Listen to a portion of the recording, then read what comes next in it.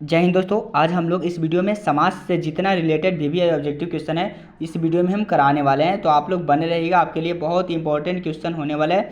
10th समाज में जो पढ़ना है चैप्टर, उससे जितना रिलेटेड ऑब्जेक्टिव वीवीआई है इस वीडियो में हम क्लियर करने वाले हैं। तो देखिए हमारा क्या पहला क्वेश्चन है कि यथाशक्ति में कौन समास है। बताइए यथाशक्ति में कौन समास है, तो बताएंगे अव्ययी भाव। अव्ययी भाव होता है। अव्ययी क्या होता है? भाव होता है। इस तरह से हम लोग दूसरे नंबर प्रश्न की ओर बढ़ेंगे। दूसरे नंबर प्रश्न क्या है? देव कन्या में कौन समास है। देव कन्या में कौन समास है, तो बताएंगे कि देव कन्या में हम लोग को तत्पुरुष है। कौन सा समास है? कौन तत्पुरुष समास है।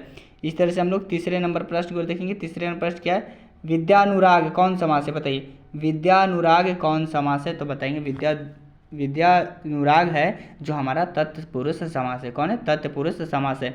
इस तरह से हम लोग चौथे नंबर प्रश्न की ओर चलेंगे। चौथे नंबर प्रश्न क्या? दो या दो से अधिक शब्द को मिलने पर जो एक नया स्वतंत्र पद बनता है वो समस्त एवं प्रक्रिया को क्या कहते हैं? समास कहते हैं, संधि कहते हैं, उपसर्ग कहते हैं, प्रत्यय कहते हैं। जल्दी से बताइए क्या कहते हैं, तो हम लोग बताएंगे कि समास कहते हैं। क्या कहते हैं? समास कहते हैं। इसी तरह से हम लोग का पाँचवें नंबर प्रश्न की ओर चलेंगे। पाँचवें नंबर प्रश्न क्या है? समास के कितने भेद हैं? बताइए 2, 6, 5, 7 समास के कितने भेद हैं, तो हम लोग बताएंगे तो समास के 6 भेद हैं। कितने भेद हैं? 6 भेद है। ऑप्शन नंबर बी होगा।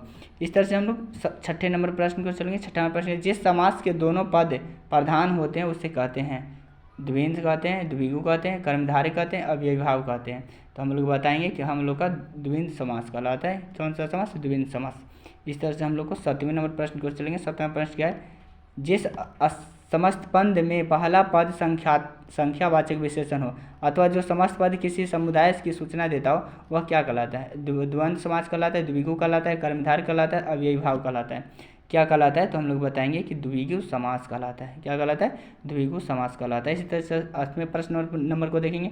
जिस समस्त पद के खंड विशेष विशेषण अथवा तथा उपमान उपमेय होते हैं उससे कहते हैं क्या? द्विंद समास कहते हैं, द्विगु समास कहते हैं, कर्मधारय समास कहते हैं, अव्ययी भाव कहते हैं। तो हम लोग बताएंगे कि हम लोग इसको कहते हैं कर्मधारय समास कहते हैं। इस तरह से हम लोग 9वें नंबर प्रश्न को चलेंगे। 9वां नंबर प्रश्न क्या बोल रहा है?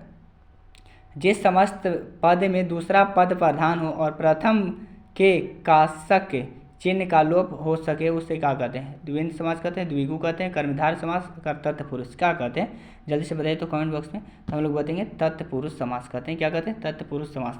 इस चलते 10वें नंबर प्रश्न को देखेंगे। 10 नंबर प्रश्न क्या बोल रहे हैं?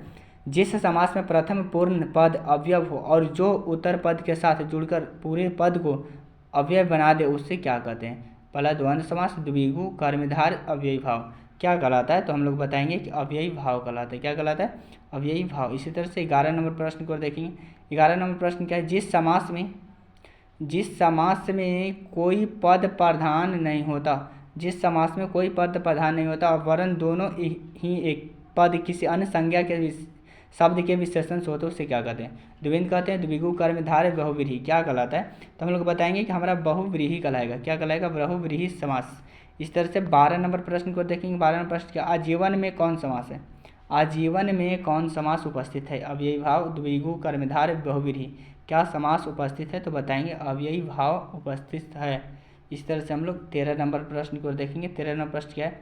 उत्तरोत्तर में कौन समास है? उत्तरोत्तर में कौन समास है? अव्ययी भाव है, द्विगु है, कर्मधारय है, बहुव्रीहि है। तो क्या है? अव्ययी भाव है। क्या समास है? अव्ययी भाव समास उपस्थित है। इस तरह से 14 नंबर प्रश्न को देखेंगे। पद चिन्ह में कौन समास है? द्वंद्व है, द्विगु है, कर्मधारय है, तत्पुरुष है। कौन सा समास है? तो हम लोग बताएंगे कि हमारा जो तत्पुरुष है ऑप्शन नंबर डी होगा। इस तरह से हम लोग 15 नंबर प्रश्न की ओर देखेंगे। नीडर में कौन समास है? नीडर में कौन सा समास है? अव्ययी भाव है, द्विगु समास है, कर्मधारय है, बहुव्रीहि है। नीडर में क्या है हमारा? तो हम लोग बताएंगे कि नीडर में हमारा अव्ययी भाव है। इस तरह से 16 नंबर प्रश्न की ओर देखेंगे। 16 नंबर प्रश्न क्या बोल रहे हैं? 16 नंबर प्रश्न जन्मांध में कौन सा समास है? जन्मांध में कौन सा समास है? सबुंध तत्पुरुष, कर्म तत्पुरुष, करण तत्पुरुष, अपादान तत्पुरुष। तो हम लोग बताएंगे कि हमारा जो अपादान तत्पुरुष है। अपादान क्या है? अपादान तत्पुरुष होगा। इस तरह से 17 नंबर अटूट में कौन सा समास है? अटूट में कौन सा समास है?